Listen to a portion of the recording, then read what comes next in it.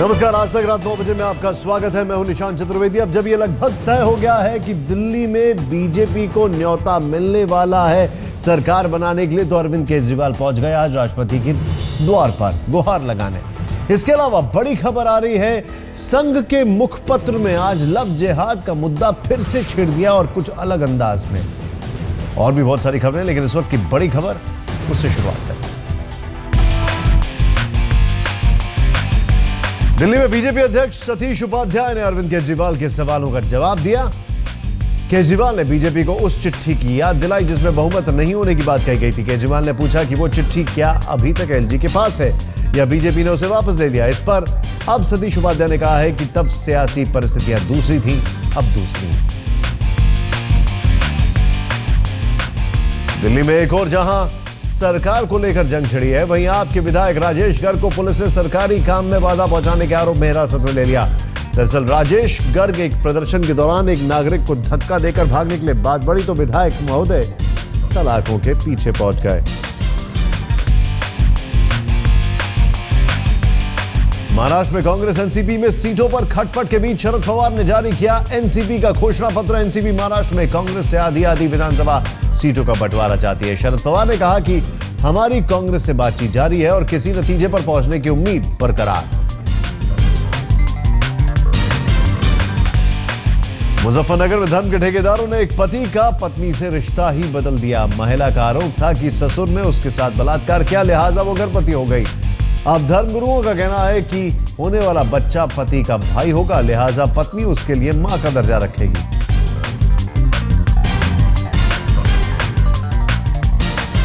जम्मू कश्मीर में बाढ़ से तबाही का मंजर है। अब तक बाढ़ से 100 से ज्यादा लोगों की मौत हो गई है।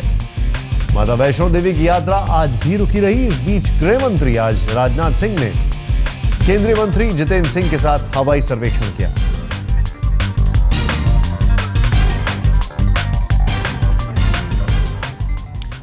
दिल्ली में सरकार को लेकर सुगबुगाहट तेज हो गई है। जब यह तय हो गया कि बीजेपी को न्योता मिलना है तो केजरीवाल राष्ट्रपति से गुहार लगाने पहुंच गए और बाहर निकलकर सवाल खड़े कर दिए कि पहले बीजेपी ने लिख कर दिया था कि सरकार बनाने लायक नंबर नहीं है, तो अब कहां से नंबर आ रहे हैं। केजरीवाल के सवाल पर बीजेपी ने जवाब दिया कि अब सियासी हालात बदल गए हैं। पूरे दल बल के साथ राष्ट्रपति भवन पहुंचे अरविंद केजरीवाल और कहा, महामहिम ये सुनिश्चित कीजिए कि दिल्ली के राजनिवास से बीजेपी को न्योते की चिट्ठी न निकले। दिल्ली में बीजेपी को अगर सरकार बनाने का न्योता दिया जाता है तो ये एक तरह से जनतंत्र की हत्या होगी, डेमोक्रेसी का मर्डर होगा और संविधान का उल्लंघन होगा, क्योंकि उनके पास नंबर्स नहीं है। केजरीवाल ने बीजेपी को याद दिलाया कि चुनाव के बाद लिख कर दिया था कि 32 विधायकों के साथ सरकार नहीं बनाएंगे, तो अब कहां से लाएंगे बहुमत का आंकड़ा। डॉक्टर हर्षवर्धन ने लिखित रूप में कहा था कि उनके पास नंबर्स नहीं है, इसलिए वो सरकार नहीं बना सकते। वो जो चिट्ठी उन्होंने दिसंबर के महीने में बीजेपी ने दी थी, वो चिट्ठी अभी तक बीजेपी ने वापस नहीं ली है। जब बीजेपी का अभी तक यही स्टैंड है कि वो दिल्ली में सरकार नहीं बना सकते, लेफ्टिनेंट गवर्नर साहब किस बिला पर ये कह रहे हैं कि बीजेपी को सरकार बनाने का न्योता दिया जाए। हमने दिया था, हम डिनाई नहीं कर रहे, हमने चिट्ठी दी थी कि हम हॉर्स ट्रेडिंग नहीं करेंगे, हम नहीं बनाएंगे, आप कर सकते हो, आप बना लो। उसके बाद राष्ट्रपति शासन लग गया। राष्ट्रपति शासन के बाद परिस्थितियां चेंज हो गई। अरविंद केजरीवाल इस बात को समझते हैं कि बीजेपी के विधायक चुनाव में जाने से डर रहे हैं और केजरीवाल इसी डर का फायदा उठाना चाहते हैं। असल में चुनाव तो कोई भी विधायक नहीं चाहता, लेकिन आम आदमी पार्टी ऐसे मुकाम पर पहुंच गई है जहां उसके अस्तित्व पर ही संकट खड़ा हो गया है। इसलिए केजरीवाल अपनी पूरी ताकत इस बात में लगाना चाहते हैं कि दिल्ली में जल्दी से जल्दी चुनाव हो। उपराज्यपाल ने गृह मंत्रालय को चिट्ठी भेज दी है, जिसके बाद करीब ये तय हो चुका है कि बीजेपी को दिल्ली में सरकार बनाने का न्योता मिलने वाला है। लेकिन सवाल वही है कि बहुमत कहां से आएगा, क्योंकि बीजेपी बार बार दावा कर रही है कि पार्टी विधायकों की खरीद फरोख्त नहीं करेगी। जब यह तय हो चुका है कि बीजेपी सरकार बनाएगी, तो इस बात पर भी माथापच्ची चल रही है कि सरकार की अगुवाई कौन करेगा। दौड़ में सबसे आगे जगदीश मुखी का नाम है, लेकिन कोई खुलकर नहीं बोल रहा। डेमोक्रेटिक पार्टी है तो कोई भारतीय जनता पार्टी है, तो इसलिए उसमें भी बीजेपी में बहुत नेता है, कमी नहीं है बीजेपी में नेताओं की। मुखी जी भी हैं, पार्टी के लीडर हैं, 5 बार के विधायक हैं। डॉक्टर हर्षवर्धन जी भी बन सकते हैं, बहुत है, नाम की कमी नहीं है जी। बीजेपी की उम्मीदें हैं तो आम आदमी पार्टी का वार है और दोनों के बीच कांग्रेस का अपना दांव है। पार्टी बार बार चुनाव की मांग कर रही है, लेकिन उस मांग के बीच सियासी पेंच भी है। दिल्ली से बालकृष्ण के साथ आज तक ब्यूरो। वैसे केजरीवाल जी को अच्छी तरीके से पता होगा सियासी परिस्थितियां कैसे बदलती हैं। पहले उन्होंने मना किया था सरकार नहीं बनाएंगे, फिर उन्होंने कहा था कि कांग्रेस के साथ मिलकर नहीं बनाएंगे, लेकिन सब कुछ किया और फिर सरकार छोड़ भी दी। अब भी स्थिति बदल गई है। खैर, बीजेपी को न्योता मिलना तो तय, बीजेपी अल्पमत सरकार बनाएगी ये भी तय, लेकिन यह साफ नहीं है कि बहुमत का आंकड़ा कहां से जुटा पाएगी। पार्टी कहती है जोड़ तोड़ नहीं करेगी, तो फिर सदन में कैसे पास होगी? जब सरकार बनाने की कवायद चल रही है तो तय मानिए कई विकल्पों पर माथापच्ची हो रही।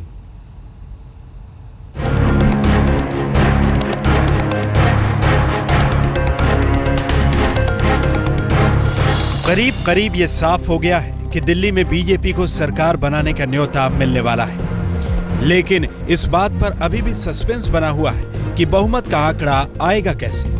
बीजेपी बार बार कह रही है कि जोड़ तोड़ का सहारा नहीं लेगी। मैं आपके सामने, सबके सामने कह रहा हूं और यूथ के सामने, हम कोई भी खरीद फरोख्त 1% भी इस सरकार को बनाने के लिए नहीं करेंगे। इस दावे के बाद यह सवाल और भी महत्वपूर्ण है कि अगर बीजेपी सरकार बनाती है तो सदन का विश्वास हासिल कैसे करेगी। इस सवाल का जवाब जानने से पहले आइए देखते हैं कि दिल्ली विधानसभा की मौजूदा ताकत क्या है और बीजेपी को बहुमत के लिए कितने विधायकों की दरकार होगी। बीजेपी के 3 विधायक सांसद बन चुके हैं, लिहाजा बीजेपी और उसके सहयोगी के विधायकों की तादाद 32 से घटकर 29 हो गई और सदन की ताकत 70 की जगह 67, जिसमें आम आदमी पार्टी के 27, कांग्रेस के 8 और अन्य के 3 विधायक शामिल हैं। अगर विश्वास प्रस्ताव की बात आती है तो बीजेपी को 34 सीटों की दरकार होगी, यानी 5 विधायक और चाहिए होंगे। कांग्रेस के 6 विधायक आगे कह दें कि हम तो बीजेपी ज्वाइन कर रहे हैं, वेलकम उनका करें ज्वाइन बीजेपी वो, तो स्थायी सरकार अगर होगी तो बीजेपी सरकार बनाएगी, वरना बीजेपी चुनाव में जाना बेहतर समझेगी। आइए अब देखते हैं कि अगर बीजेपी अल्पमत सरकार बनाती है तो बहुमत हासिल करने के क्या विकल्प हो सकते हैं। विकल्प नंबर 1, अगर कांग्रेस के 6 विधायक अलग हो जाएं और अलग गुट बनाकर बीजेपी को समर्थन करें। अगर ऐसा होता है तो बीजेपी को आसानी से बहुमत हासिल हो जाएगा। विकल्प नंबर 2, आम आदमी पार्टी से कम 7 विधायक वोटिंग से गैर हाजिर हो जाएं। अगर ऐसा होता है तो बहुमत के लिए सिर्फ 30 विधायकों की जरूरत होगी, जो कि बीजेपी रामवीर सिंह शौकीन के साथ मिलकर पूरा कर लेगी। लेकिन इस बीच कांग्रेस ने एक नया दांव भी खेला है, फिर से आम आदमी पार्टी को समर्थन की बात कह रही है। अगर वो मीडिया के सामने आकर कहते हैं कि हमें कांग्रेस की सपोर्ट चाहिए, तो हो सकता है कि हम अपने हाईकमांड से जाकर इस मसले पर कहें। वैसे एक तीसरा विकल्प भी है। दिल्ली विधानसभा के पास गुप्त मतदान से अपना नेता चुनने का अधिकार है। एनसीटी एक्ट के जरिए उपराज्यपाल को विशेष अधिकार दिया गया है कि वो सदन का एक सूत्रीय विशेष सत्र बुलाएं और विधायकों से सदन का नेता चुनने के लिए गुप्त मतदान की अपील करें। गुप्त मतदान की सूरत में किसी भी सियासी पार्टी को व्हिप का फायदा नहीं मिल सकता। But if it is secret ballot, it is difficult to know who has voted for whom.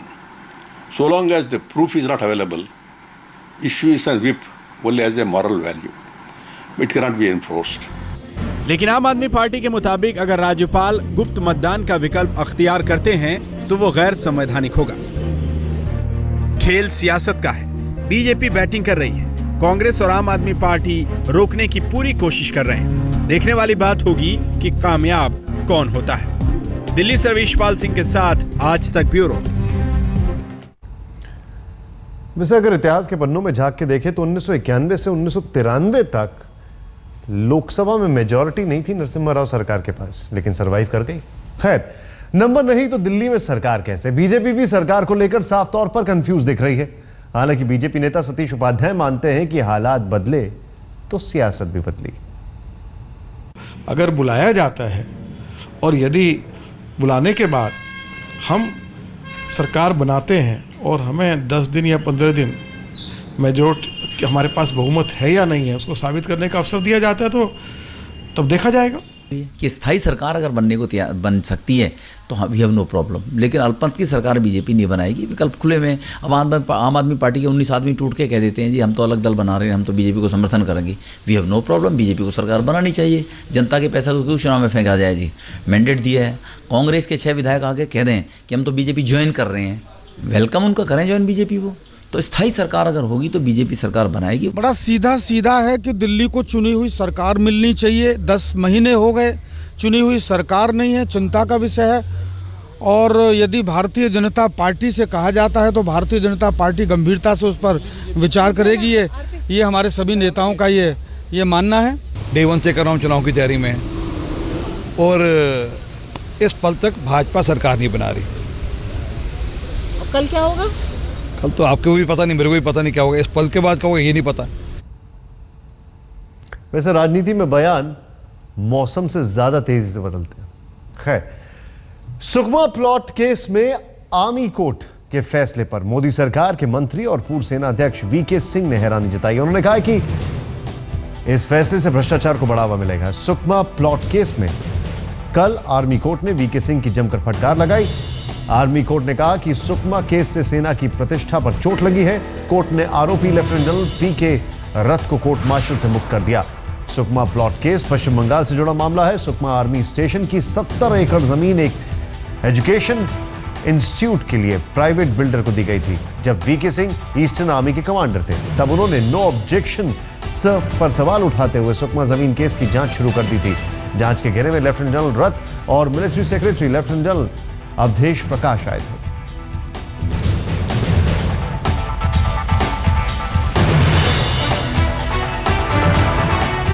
Armed forces tribunal ने एक और डिसीजन दिया है।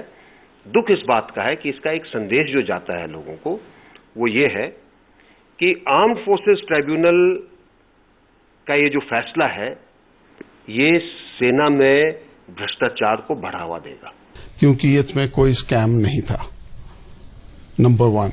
और मैं भगवान का शुक्रगुजार हूं कि आज ट्रुथ हैज प्रिवेल, सत्य सबके सामने आया है और finally justice has been done. Love जिहाद शब्द को आज संघ ने फिर से सुर्खियों में ला दिया। संघ के मुखपत्र के कवर पेज पर लव जिहाद के बहाने धर्मांतरण के मसले पर सियासत बघारी गई। कहा गया कि लव जिहाद का खाद पानी सीधे खाड़ी से आता है।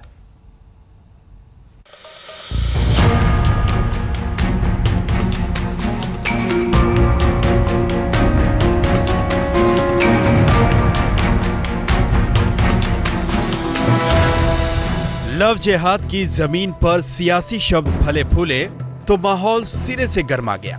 संघ के मुखपत्र का यह मजमून और ये तस्वीर दरअसल उस सोच को खाद पानी देती है जो मानता है कि प्यार और शादी की आड़ में खेल धर्मांतरण का चल रहा है। मैगजीन के कवर पर तस्वीर इस तरह छपी जो लव जिहाद की सियासत को भरपूर खाद पानी दे।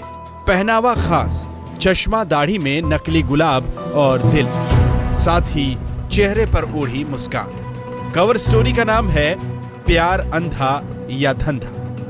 मुखपत्र की चंद लाइनें चुनावी जिहाद के दायरे में सीधे दखल दे रही हैं। मसलन झारखंड में तारा को सारा बनाने का खेल खेला गया। लव की आड़ में जिहाद का कारोबार करने की कहानियां खुलने लगी हैं। आरोप यह भी है कि खाड़ी का पैसा और इस्लामी पट्टी लव जिहाद का खाद पानी है। मुजफ्फरनगर से लेकर रांची तक लव जिहाद के नारे ने पूरी रफ्तार से सियासी जमीन नापी। रांची के शूटर तारा शाहदेव को इंसाफ के नाम पर रांची की सड़कों पर संगठन जिस तरह उतरे उससे चुनावी राजनीति को गर्म हवा मिलने लगी। अब संघ ने अपनी आवाज को शब्दों की परिभाषा देकर बहस को चुनावी मोड़ पर खड़ा कर दिया है। लव जिहाद के नाम पर कई शहर उबले, कई संगठन भड़के, कईयों की निगाहें चुनावी रास्ते पर टिकी। प्यार अंधा या धंधा का राग छिड़ा तो पार्टी के सियासी मैनेजर मोर्चे पर तैयार हो गए। सितंबर महीने में यूपी में विधानसभा की सीटों के लिए उपचुनाव होने हैं और उसके बाद कई राज्यों में भी सरकारें बनेंगी और जाएंगी। लव जिहाद का नया नवेला शब्द सियासी शोर में फिलहाल तो दबता दिखाई नहीं दे रहा। यूं तो प्यार अंधा होता है, लेकिन जब ये धंधा बन जाए तो अच्छों की आंखें खोल देता है। और फिर प्यार की तिजारत करने वालों को लगता है कि इससे बढ़कर फ़ायदे का सौदा तो कुछ और हो ही नहीं सकता। और फ़ायदा भी ऐसा कि हर एक के लिए अलग अलग। कुछ लोगों के लिए ये पैसे के फ़ायदे का सौदा है तो कुछ लोगों के लिए वोट के फ़ायदे का। कैमरामैन राजीव श्रीवास्तव के साथ संजय शर्मा, दिल्ली। जो कल तक पत्नी थी वो अब मां हो जाएगी। ठीक सुना आपने, जो कल तक पत्नी थी वो अब मां हो जाएगी। मुजफ्फरनगर के पास धर्म ने ऐसा ही बखेड़ा खड़ा कर दिया है कि समाज के होश फाख्ता हो गए। एक ससुर ने बेटी की गैरहाजिरी में बहू के साथ बलात्कार किया। बहू अब बच्चे की मां बनने वाली है और धर्मगुरुओं ने पति को रिश्ते के नए दायरे से बांध दिया है।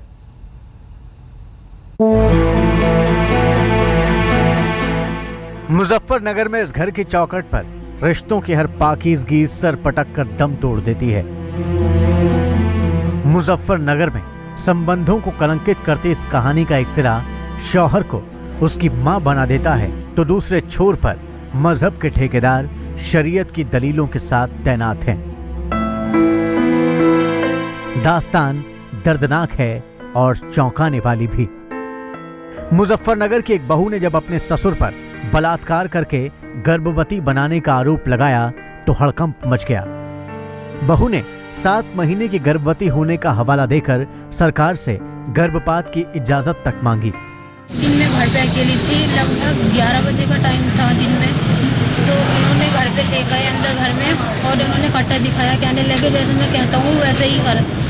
धमकी दी उन्होंने मारने की। फिर घर में पता नहीं उन्होंने क्या किया, तो अगले दिन में उन्होंने वीडियो दिखाई मुझे और कहने लगे अगर मेरे कहने को नहीं मानी तो मैं नेट पर इंटरनेट पर वीडियो डाल दूंगा तुम्हारी, और जैसे मैं कहता हूँ वैसे ही करो। तो उसके बीच लगभग करते रहे, तो उसके बीच 7 महीने का बच्चा है मेरे पेट में जो मेरे ससुर का है। एक महिला की दास्तान जब डीएम के दफ्तर तक पहुंची तो हर कोई सन्न रह गया। क्या कोई ससुर अपनी बहू के साथ रेप कर सकता है? क्या कोई ससुर धमकी देकर बार बार बहू की इज्जत से खिलवाड़ कर सकता है? एक बहू जब अपने ससुर के बच्चे को जन्म देगी तो रिश्तों की कितनी परतें तार तार होंगी। मसला सरकार से लेकर शरीयत तक पहुंच चुका है और इसी मोड़ पर मजहब के ठेकेदारों ने बच्चे के जन्म की सूरत में फरमान का तूफान मचा दिया। ये साबित हो जाता है कि पेट में जो हमल है वो ससुर का है, तो फिर बेटे पर वो हमेशा के लिए हराम हो जाएगी और बेटे के लिए फ़र्ज हो जाएगा कि वो उसको तलाक देना उसके ऊपर फ़र्ज हो जाएगा और उसको तलाक फिर देनी पड़ेगी। महिला का तो बच्चा ही लगेगा, वो महिला के पति का तो फिर तो रिश्ते में तो उसका भाई लग जाएगा, यानी रिश्ते अगर वो साबित हो जाए। अगर वो साबित हो जाए तो रिश्ते में लग जाएगा, जी भाई लगेगा रिश्ते। महिला इस बच्चे को जन्म नहीं देना चाहती। वो चाहती है कि रिश्तों के घिनौने गुनहगार उसके ससुर को कड़ी सजा मिले। शरीयत और मजहबी फरमानों के जाल जंजाल में वो फंसना नहीं चाहती। सवाल ये है कि मजहब के मैनेजरों ने महिला की किस्मत का फैसला तो कर दिया, पुलिस और सरकार की कार्रवाई कब होगी? संदीप सैनी, मुजफ्फरनगर, आज तक।